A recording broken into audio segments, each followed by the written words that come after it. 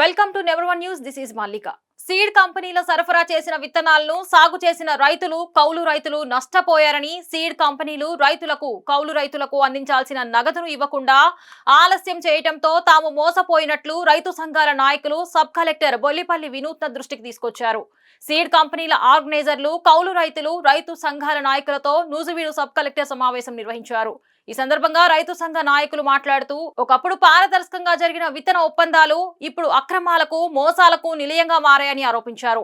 Seed ఆర్గనైజర్లు, company ఏజెంట్ల నిరంతర పర్యవేక్షణలో రైతులు రాత్రింబవళ్లు కష్టపడి పంట పండించినప్పటికీ పంట సరిగ్గా పండకపోవటానికి రైతులే కారణమంటున్నారని వారన్నారు. ప్రభుత్వం తక్షణమే స్పందించి విత్తన రైతులను ఆదుకోవాలని, లేదంటే తమ పోరాటాన్ని ఉధృతం చేస్తామని రైతు సంఘాల నాయకులు హెచ్చరించారు.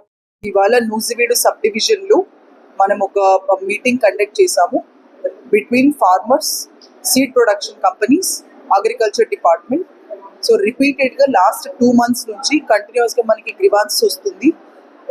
మెయిజ్ ప్రొడక్షన్ ఫార్మర్స్ ఎవరైతే ఉన్నారో వాళ్ళకి కొంచెం in terms of communicating with the companies వాళ్ళకి ఇబ్బంది పడుతున్నారు. పేమెంట్స్ బ్యాలెన్స్ ఉంది. They are facing serious troubles అని ఇష్యూ రిపీటెడ్ గా రావడం వల్ల ఒక కోఆర్డినేషన్ మీటింగ్ లాగా మనం ఒక 3 members కూడా ఒక ప్లాట్ఫామ్ మీద తీసుకొచ్చి పెట్టాము.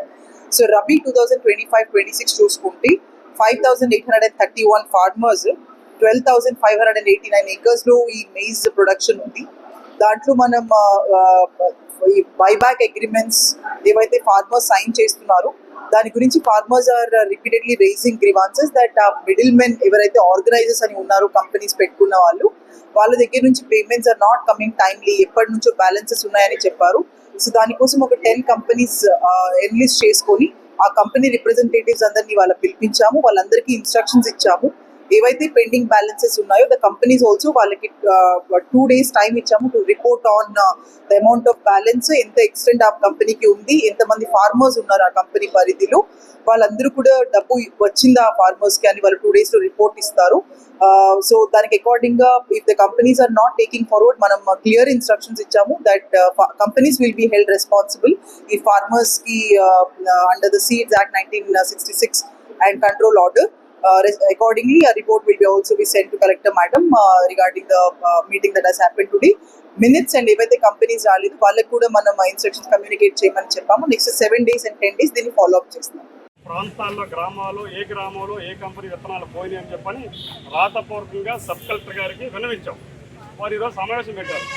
ఏ కంపెనీ కూడా హాజరైన మేము రైతులకి రూపాయి కూడా పెండింగ్ లేదు, మా కంపెనీ నుంచి డబ్బులు ఆర్గనైజర్ల ద్వారా రైతులకు ఇచ్చామని చెప్పి అన్నారు. వాస్తవానికి అదే నిజమైతే కనుక గత 2 నెలల నుంచి నూజివీడు సబ్ కలెక్టర్ ఆఫీస్ చుట్టూ ఈ 4 మండలాల్లో ఉన్న ఆయన గ్రామాల్లో అయితే తిరగవసరలా. మన లెక్క ప్రకారం రైతు సంఘం క్లుప్తంగా సర్వే చేసిన దాని ప్రకారం 60 కోట్ల రూపాయలు నూజివీడు ప్రాంతంలో వివిధ కంపెనీల నుంచి పెండింగ్ ఉన్న డబ్బులు ఉన్నాయి. ఆ విషయం ప్రస్తావించకుండా సబ్ కలెక్టర్ గారు కంపెనీ వాళ్ళ మీద చర్యలు తీసుకుంటామని చెప్పని పైపైన తేల్చేయటం అనేది రైతు సంఘంగా మేము సమర్థించట్లేదు. వాస్తవానికి 2023-24 రబీ పంట డబ్బులు కూడా ఇంకివ్వలేదు. 24-25 డబ్బులు ఇవ్వలేదు. 25-26 డబ్బులు కూడా సరే కానీ ఏ ఒక్క కంపెనీ బేయర్ కానీ, పైనీర్ కానీ, నూజివేడ్ సీడ్స్ కానీ, సిపి సీడ్స్ కానీ, అడ్వెంటా కానీ, సింజంటా కానీ, విజయలక్ష్మి కానీ ప్రధానమైన కంపెనీలు ఏదైతే ఉన్నాయో ఏ కంపెనీ కూడా నష్టపోయిన రైతులకి పంట డబ్బులు ఇవ్వలేదు, నష్టపరిహారం ఇవ్వలేదు. కానీ మేడం గారి సమక్షంలో కంపెనీలు బ్రహ్మాండంగా మేము ఇచ్చేసామని చెప్పి అంటున్నారు. దీనికి వ్యవసాయ శాఖ వాళ్ళు మెతకతనం వల్ల ఈ రోజున కౌలు రైతులు చాలా బలైపోయే పరిస్థితి కనిపిస్తూ ఉంది. మనం చూసాం, వటుగుడుపాడులో జాలిపట్ట మురళి గుండాకి చనిపోయాడు. అట్లా వివిధ గ్రామాల్లో కూడా కౌలు రైతులు ఆత్మహత్య చేసుకున్న దాఖలాలు కనిపిస్తూ ఉన్నాయి. ఈ కంపెనీ మోసాలకు మాత్రమే ఇవన్నీ జరుగుతూ ఉన్నాయి. కాబట్టి రైతు సంఘంగా మనం డిమాండ్ చేసేది ఏంటంటే సబ్ కలెక్టర్ గారికి, ప్రభుత్వానికి మీరు క్షేత్రస్థాయిలో పరిశీలన చేయండి. క్షేత్రస్థాయిలో అనేక గ్రామాల్లో ఉన్నాయి. ఈ 60-70 కోట్లు కూడా నూజివేడ్ నియోజకవర్గంలోని 87 గ్రామాలు ఉంటాయి. 60 గ్రామాలు ఈ సమస్య ఉన్నది. కానీ ఏ కంపెనీ వాళ్ళు ఆర్గనైజర్లు తీసుకొస్తే ఈ రోజున కంపెనీ ప్రతినిధులు ఆర్గనైజర్లు చెప్పేవారు, కానీ కంపెనీ వాళ్ళు ఆర్గనైజర్ల కంపెనీ మీద చెప్తా ఉన్నారు. కానీ కంపెనీ వాళ్ళు మాత్రం ఎవరికి రూపాయి ఇచ్చే పని లేదన్నారు. మరిన్ని లేటెస్ట్ అప్డేట్స్ కోసం చూస్తూనే ఉండండి నెంబర్ 1 న్యూస్. సామాన్యుడి చేతిలో సామాజిక అస్త్రం. We'll be right back.